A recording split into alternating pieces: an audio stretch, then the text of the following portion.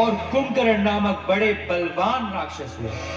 उनके कल्याण के लिए ही भक्त प्रेमी भगवान विष्णु ने राम का अवतार लिया।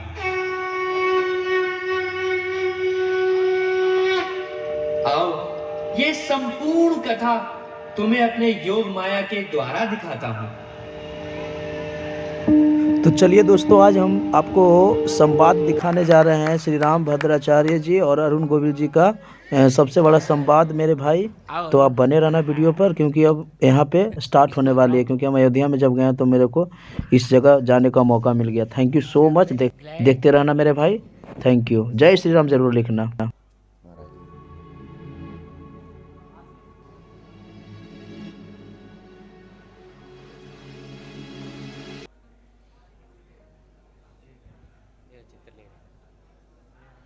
नहीं, मैं कह रहा हूँ उधर से हट जाओ, सब लोग।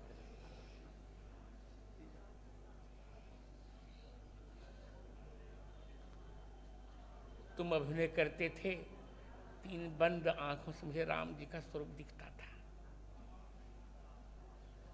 बहुत कृपा आपकी, बहुत बहुत बहुत कृपा आपकी।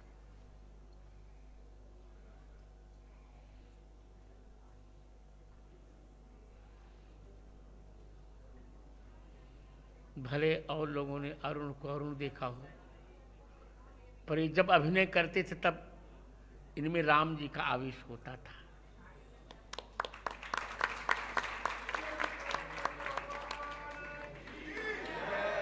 और इनको भी लगा होगा कि रामत्व, जब तक भारत में राम सापेक्ष राष्ट्रवाद नहीं होगा तब तक भारत के कल्याण की कल्पना नहीं की जा सकती।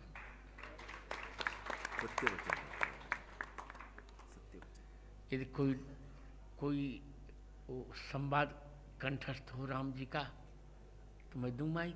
कंठस्थ हो तो जी जरूर। अच्छा, मैं दे रहा। मैं अपने वक्तव्य में ही अरुण गोविल को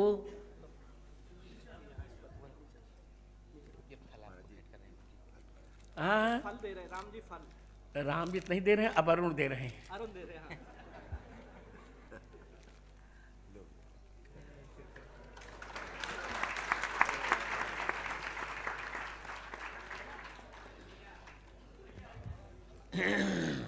अरुण, मेरी जीवन का सबसे बड़ा लक्ष्य रहा है राघव। 5 वर्ष की अवस्था में मैंने जन्म के 2 महीने बाद अपने नेत्रों को मैंने विदा किया था। 5 वर्ष की अवस्था में पूरी गीता कंठस्थ की और 7 वर्ष की अवस्था में पूरे रामचरितमानस को कंठस्थ किया। और संसार की सारी तीनों ईषणाएं मेरे मन में नहीं रही। कुछ नहीं, न कोई चमत्कारी बनना, न बाबा बनना, सब कुछ हो चुका। न पैसा चाहिए, तो केवल में केवल अर्थ चाहिए, न धर्म काम चाहिए। कौशल्या कुमार मुझे राम चाहिए।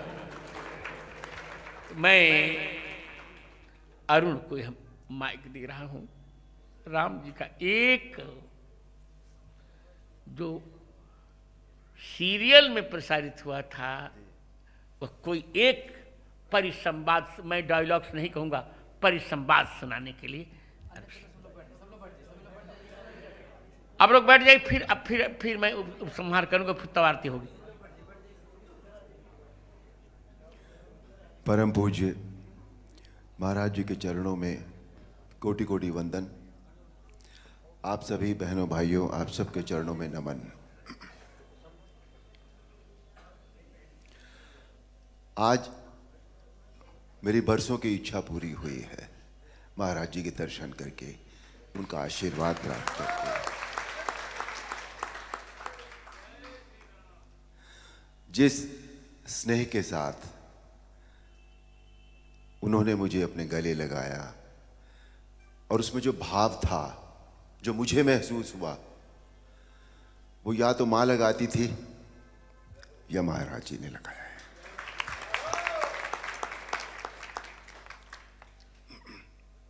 महाराज जी की आज्ञा हुई है रामायण का एक परिसंवाद सुनाने की।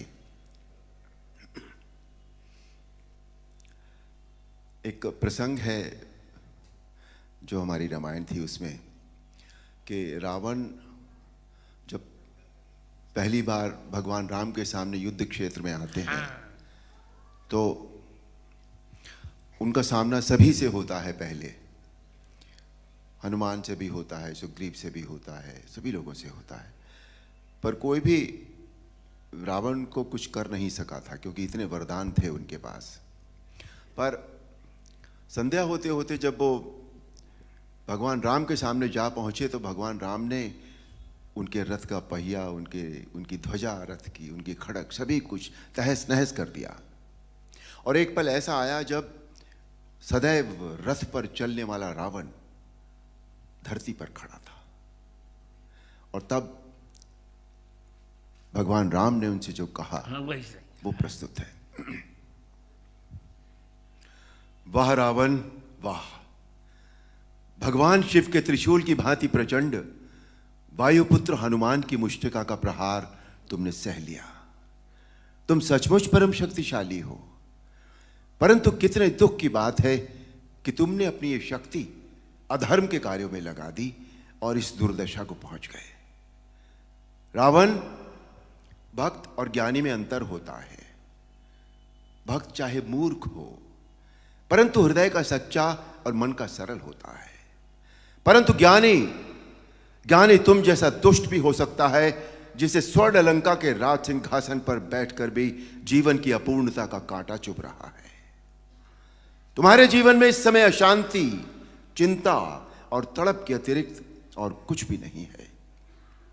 तुम्हारे जैसे हर दुराचारी को एक समय इस बात का आभास हो जाता है कि उसका अंत समय निकट आ गया है और तब वो एक घायल सांप की भांति अपनी सुरक्षा के बिल ढूंढता फिरता है, लेकिन उसे कहीं सुरक्षा नहीं मिलती।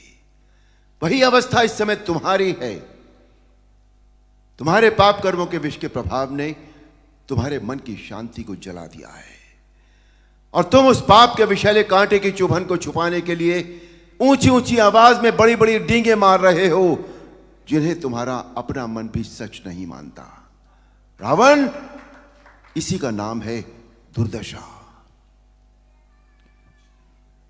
रावण, युद्ध जीतने के लिए धर्म और आध्यात्मिक शक्ति की आवश्यकता होती है। पाश्विक बल और अस्त्र शस्त्रों की गिनती से युद्ध नहीं जीते जाते। तुमने एक समय लक्ष्मण से कहा था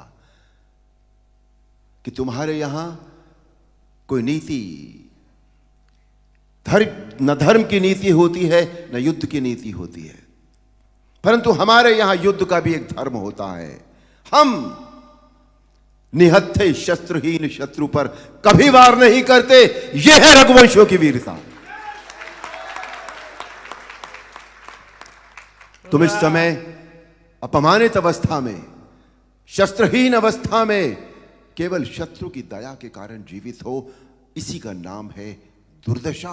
वीडियो तो कमेंट करके जरूर बताना। आज का वीडियो मैं यहीं पे एंड करता हूं। जो मेरा रात का वीडियो लास्ट में जो बता रहे थे देख लेना मेरा भाई, और कैसा लगा हो नहीं लगा हो कमेंट करके जरूर बताना और जय श्री राम लिखना कभी मत भूलना। चैनल पर आए पहली बात तो सब्सक्राइब कर लेना मेरे दोस्त। जय हिंद, जय श्री राम।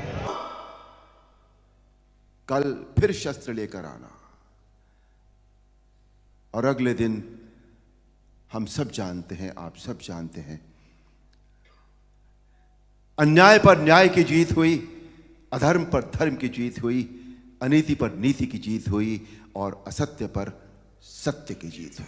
बोल सियापति रामचंद्र की जय। तो हम लोग का अब जर्नी स्टार्ट हो गया मेरे दोस्तों। अब हम चले रामलला द्वार। अहो भाग्य महाराज, अहो भाग्य स्वामी। बैठिए बैठिए, 2 वाक्य बोल के फिर विश्राम। जो वाक्य अरुण जी ने आज राम जी का जो परिसंवाद सुनाया उसका श्लोक है वाल्मीकि रामायण का। प्रयाहि जानामि, बहुत अच्छे, प्रयाहि जानामि रणार्दितस्तम। इसी का परिसंवाद सुना रहे थे। प्रविश्य रात्रिंचर राजलंका आश्वस्य निर्याहि रथी च धन्वी तदा बलम प्रेक्षसि मे रथस्थ।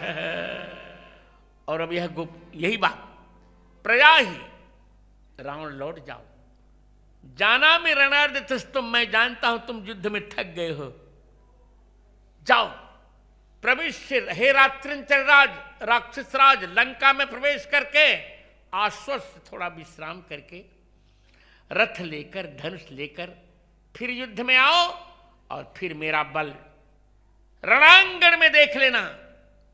मुझे यह कहने में बहुत हर्ष हो रहा है कि यह परिसंवाद मैंने ही रामानंद सागर को लिखवाया था।